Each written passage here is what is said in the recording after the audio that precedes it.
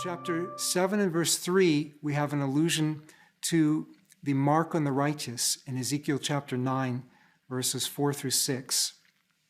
That's where God marks the righteous so they will be protected when the judgment comes. Well, you have that in chapter 7. Now we have the contrast of that in chapter 13, the mark of the beast. Given how insane the world is lately, there's a lot of people concluding that we're in the end times, and therefore there's a lot of people worried that they have or that they will accidentally take the mark of the beast. There are three messages pictured as being carried by angels in mid-heaven, outlined in Revelation 14, verse 6 to 12. We're on the last of those three angels' messages, or the third angel's message. That message says, outlined here in Revelation chapter 14, verse 9, then a third angel followed them, saying with a loud voice, if anyone worships the beast and his image, and receives his mark on his forehead or in his hand, he himself shall drink of the wine of the wrath of God, which is poured out full strength into the cup of his indignation. This is a solemn warning from a God who has a heart of immense, infinite, incomprehensible love. Te llamo para que vaya a recoger las paelleras. Y me acuesto en su, ya para abrir el restaurante que era el arroz. Y me llama el cocinero. Risita, ¿qué? Ve por la paellera. Venga, que las 2 de la tarde ya están aquí. Miren, bañador, en las chanclas. Todo despeinado porque no me dio tiempo nada ponerme las chanclas y el bañador. Voy a la playa, había subido la marea. Jesús,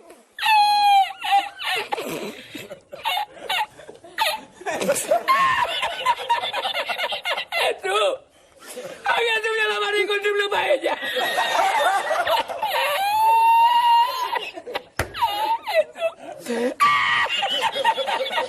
Y la encontré porque estaba la paellera agarrada metida entre las piedras de Chipiona, del faro. Y cuando entro en el restaurante me ve el cocinero con una paellera y adentro la 20 paelleras. ¡Asómate, mira dónde llega el agua! Llegaba el agua hasta el restaurante. Había subido la marea.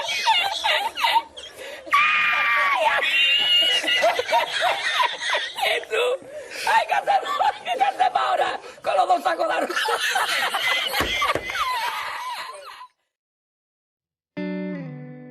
Because I have called, and ye have refused.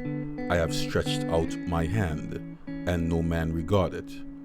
But ye have set at naught all my counsels, and would none of my reproof. I also will laugh at your calamity. I will mock when your fear cometh. When your fear cometh as desolation, and your destruction cometh as a whirlwind. When distress and anguish cometh upon you, then shall they call upon me, but I will not answer. They shall seek me early, but they shall not find me.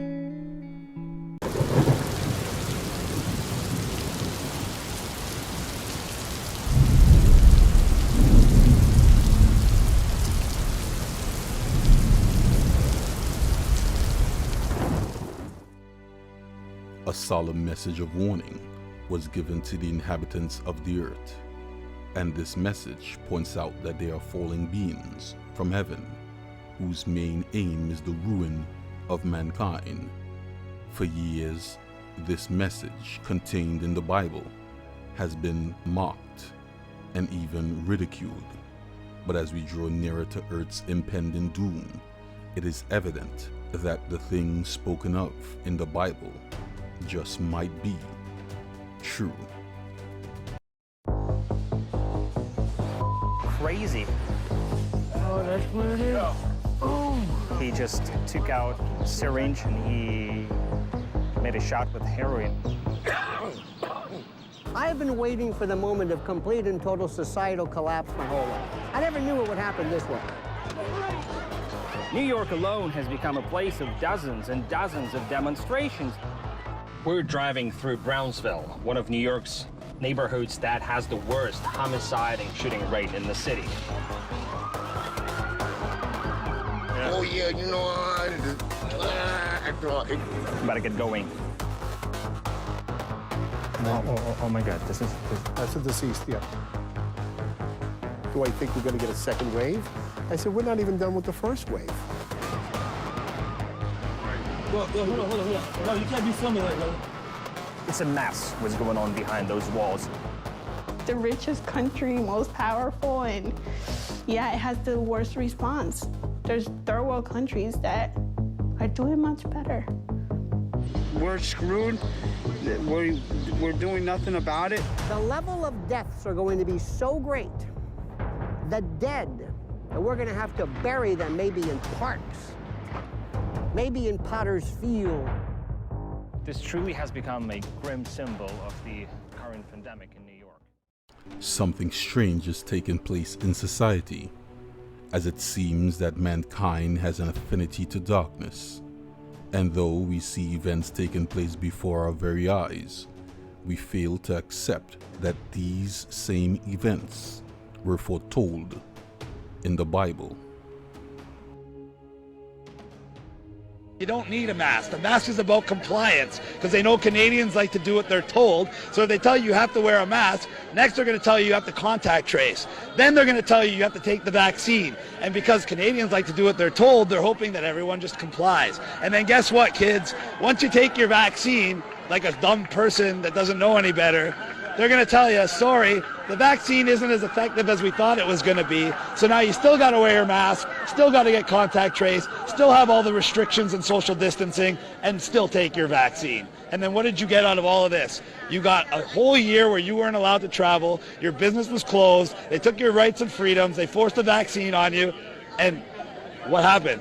The same amount of people died. Everything is the exact same. And now they're going to put you back on lockdown and bring it all the way till July of next year so they can do the same thing again. Bring you from July, August, and September, getting you off lockdown, but just to bring you back on lockdown again. If you idiots haven't figured it out yet, it's a perpetual cycle that you never get out of. And it's a way to take your rights, your freedoms, close your business, take your wealth. Why? So you become dependent on government. Why? If you're independent, the government works for you like it's supposed to. If you depend on the government to give you a paycheck to feed your family every month because they closed your business on you, now the government doesn't work for you, the government rules you. So instead of a middle class, we have the government, upper class, and the lower class dependents that rely on the government to survive. In other words, we have a slave class.